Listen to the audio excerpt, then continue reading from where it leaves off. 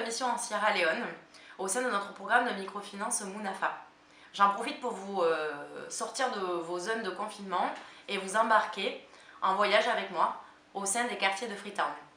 Munafa, c'est une institution de microfinance sociale que nous avons lancée il y a 1 an. L'équipe locale accompagne sur place déjà 1400 entrepreneurs, dont 89% sont des femmes. Allez, assez parlé, je vous embarque avec moi sur le terrain à la rencontre de 3 bénéficiaires qui vivent dans des quartiers, des bidonvilles bien différents et qui sont suivis par 3 animateurs de Munafa.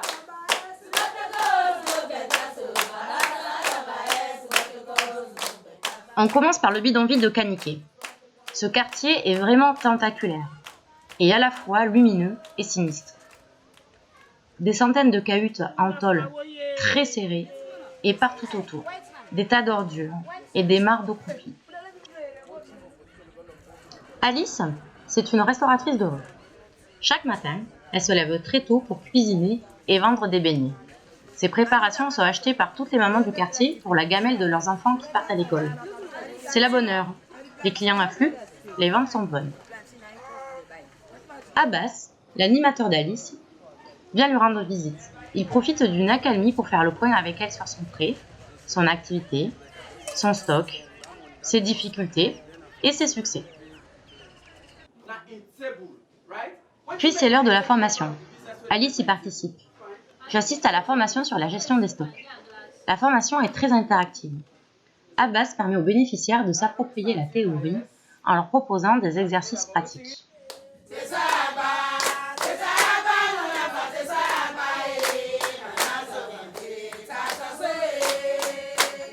Un autre jour, nous partons dans le bidonville de Susan's Bay, un bidonville de bord de mer, le plus impressionnant de la ville. Nous avançons en file indienne, dans des ruelles de plus en plus étroites et obscures. L'animateur, à l'usine, en charge du quartier, m'explique que Susan's Bay est l'un des quartiers les plus pauvres de Freetown. Il est souvent ravagé par des incendies, des inondations, la maladie. Les gens n'ont accès à rien, ni l'eau, ni l'électricité. Ils doivent payer pour accéder aux latrines. Notre place est vraiment ici, auprès de ces entrepreneurs très vulnérables.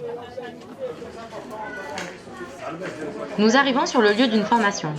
Le groupe attend à l'usine l'animateur. Les bénéficiaires commencent par récolter les remboursements des échéances de prêts et l'épargne.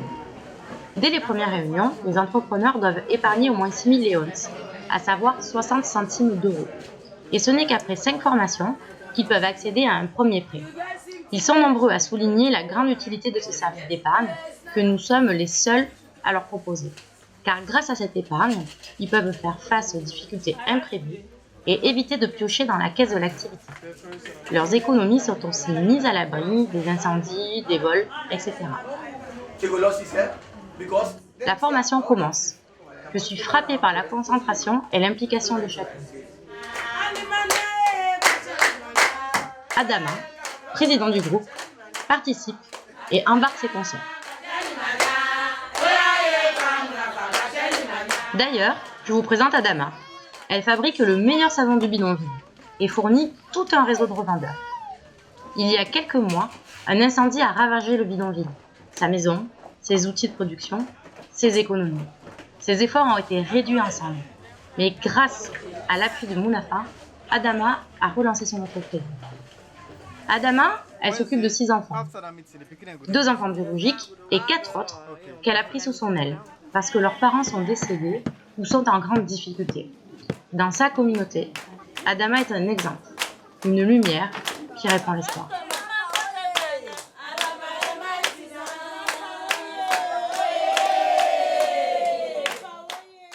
Voilà, j'espère que cette immersion vous a plu. Si les conditions sanitaires sur place le permettent, Munafa ouvrira sa 3e et 4e agence en juin. La 2e agence a été assaillie de demandes. Donc la 3e et 4e agence sont vraiment promises à un grand succès. Et tout ça, c'est parce que nous proposons une offre unique qui permet de répondre aux besoins des plus vulnérables.